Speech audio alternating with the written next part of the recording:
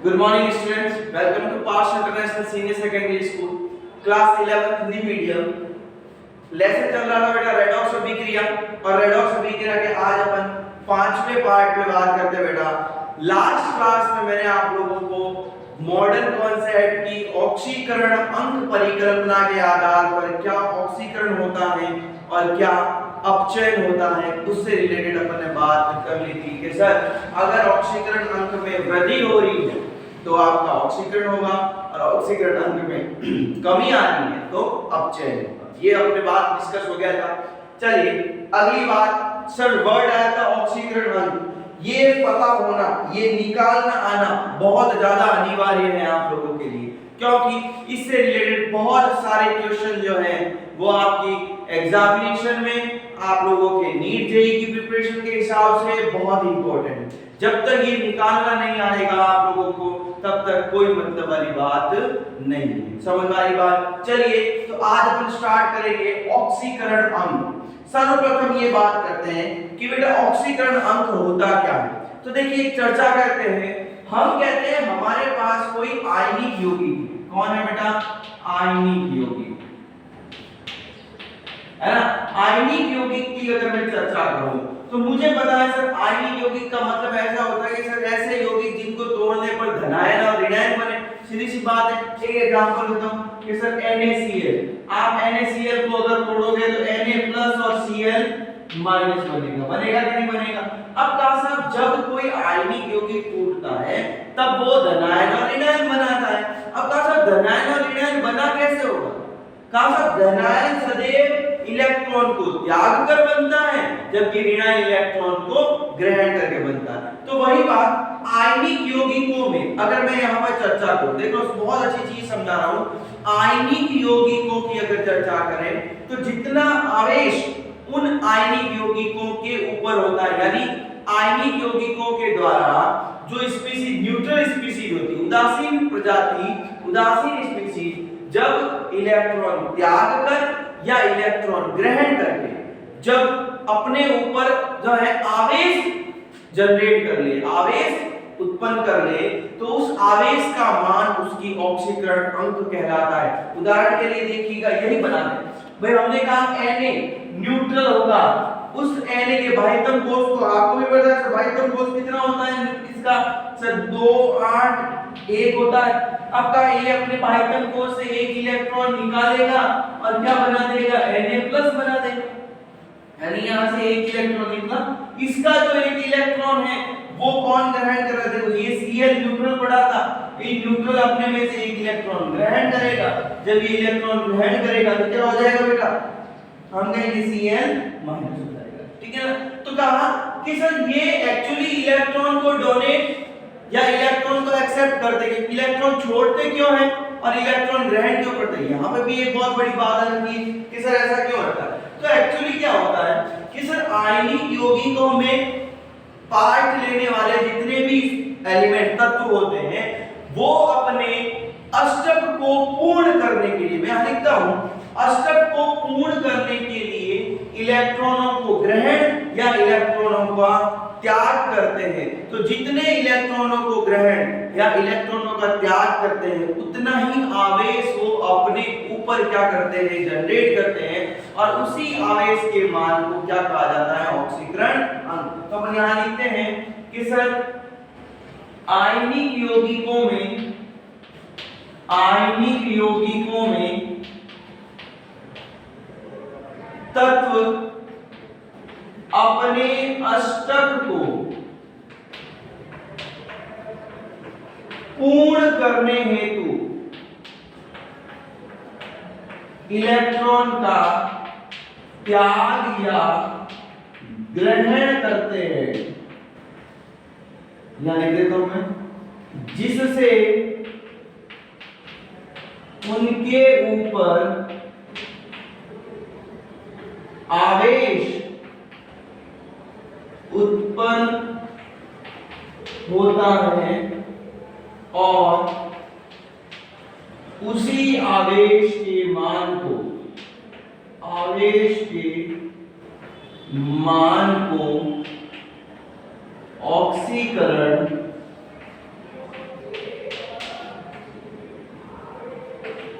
अंक कहा जाता है। क्या कहा जाता है? ऑक्सीकरण। बात आ रही समझ में? चलिए एक और उदाहरण देखें। जैसे मैं कह रहा हूं ये मैग्नीशियम है, मैग्नीशियम के पास सर क्या है कि ये दो इलेक्ट्रॉन है बाहर तक दो उसमें, यहां से एक Cl और यहां से, छोटी क्लास में आपने पढ़ा होगा, Cl के पास क्या है सर 7 इलेक्ट्रॉन है।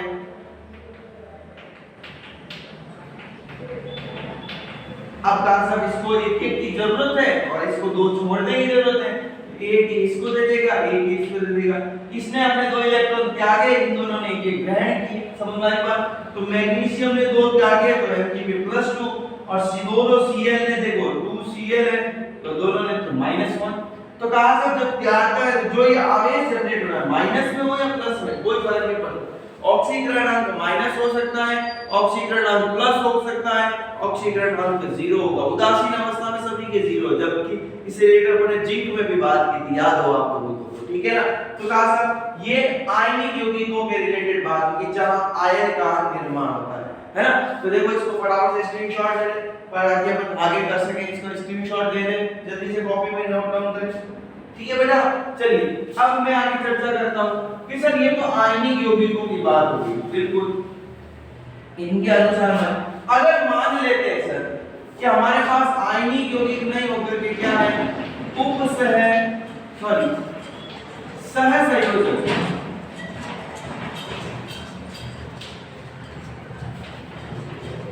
यौगिक कौन सा है बेटा? सहसंयोजक यौगिक यानी कोवलेंट कंपाउंड है जो कि दो तत्वों के दो परमाणुओं में इलेक्ट्रॉनों के साझे से बना हुआ है। अब का सर साझे से आयनिक यौगिक का तो ऑब्वियस बात है सर, आयनिक यौगिक कब बनते हैं? जब एक बहुत ज्यादा विद्युत ऋणी है, एक बहुत ज्यादा विद्युत धनी है, वहां से इलेक्ट्रॉनों का सेपरेशन होता है, चार्ज सेपरेट हो जाता है, चार्ज बढ़ जाता है। लेकिन यहाँ चार्ज कैसे बढ़ेगा सर? ये तो साझे से बना है। कौन? तो यहाँ पर क्या होता है? उपसहसंयोजक यौगिकों में दो केस लगते हैं। केस फर्स्ट मैं लिखता हूं यहां पर, जब दोनों तत्व या परमाणु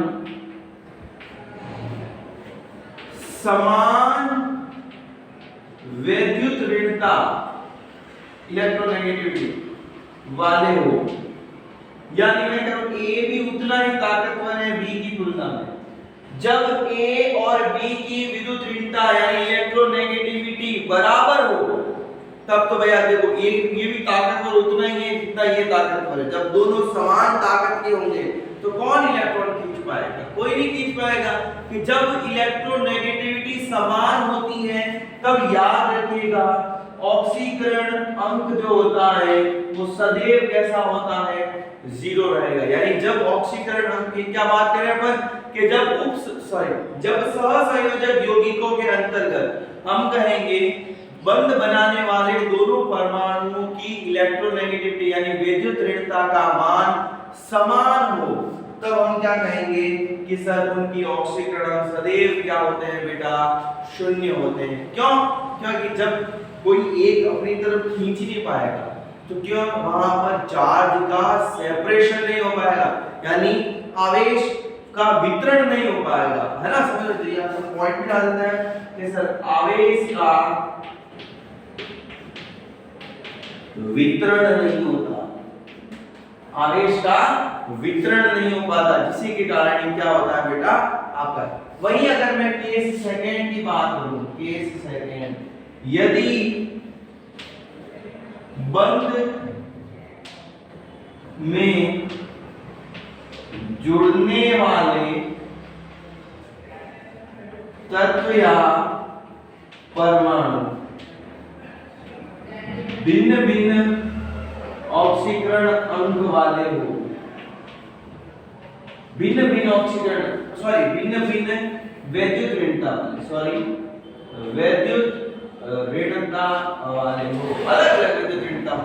अगर अलग अलग वैद्युत ऋणता हो तो हम क्या कहेंगे कि सर एक ज्यादा ताकतवर एक कम ताकतवर। तो कहा साहब जब ज्यादा ताकतवर वाला होगा तो बंध के समस्त इलेक्ट्रॉनों को वो अपनी ओर खींच लेगा। जब बंध के सहसंयोजक बंध को समस्त इलेक्ट्रॉनों को अपनी ओर खींचने की टेंडेंसी तो विद्युत ऋणता कहलाती है।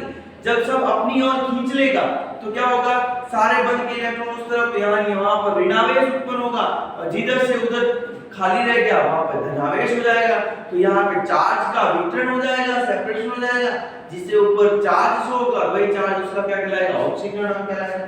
मान लेते जैसे A और B, अब मैंने कहा B की इलेक्ट्रोनेगेटिविटी ज्यादा है तो पूरे यहाँ पे चले गए, तो B पे तो क्या आया नेगेटिव और यहाँ पे क्या आया पॉजिटिव, और यही वैल्यू क्या कहलाती है, ऑक्सीकरण अंक कहलाती है। क्यों होता है ये, आवेश का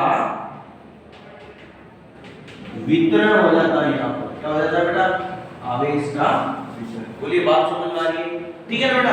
तो ये अपन ने आयनिक यौगिकों के लिए ऑक्सीकरण अंक कैसे होता है, फिर सहसंयोजक बंधों के लिए ऑक्सीकरण अंक किस तरह ज्ञात करना है, तो ये फटाफट से इसको कॉपी में लिखना है आपको। अगली क्लास में आप लोगों को ऑक्सीकरण अंक ज्ञात करने के कुछ नियम होते हैं, बिना नियम के आप ऑक्सीकरण अंक ज्ञात नहीं कर पाओगे, कुछ नियम आपको दिमाग में सेट होने चाहिए। तो अपन वन बाय वन सारे नियमों की चर्चा करेंगे और उसके बाद जो है मैं आप लोगों को एग्जांपल के थ्रू ऑक्सीकरण अंक निकालना सिखाऊंगा। इनको फटाफट से कॉपी में लिख दीजिएगा, नेक्स्ट क्लास में फिर मिलेंगे। Thank you so much.